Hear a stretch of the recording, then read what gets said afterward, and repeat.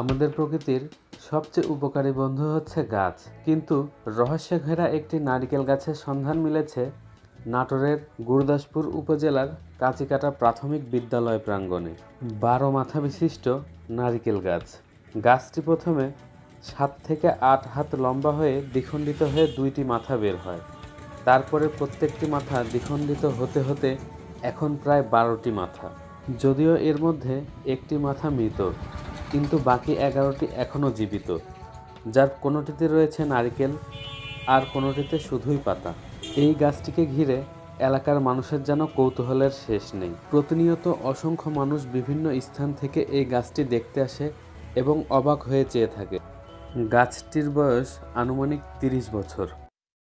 আচ্ছা, এই ডাব গাছে কি ডাব হয়? যে এখন হয়, কিন্তু চিকন চিকন ডাব হয়। স্বাভাবিক স্বাভাবিক ডাবের মতো? জি না, চিকন চিকন এখন যেরকম এখন এখন ডাব হয়ে গেছে চিকন চিকন। এই ডাবে পানি থাকে? এটা পানি থাকে না, এগুলো আগে হয়েছে 3-4 বছর আগে, ওইগুলাতে পানি থাকছে। পানি খাইতে কেমন? তুমি কি কখনো খাইছো পানি? জি খাইছি।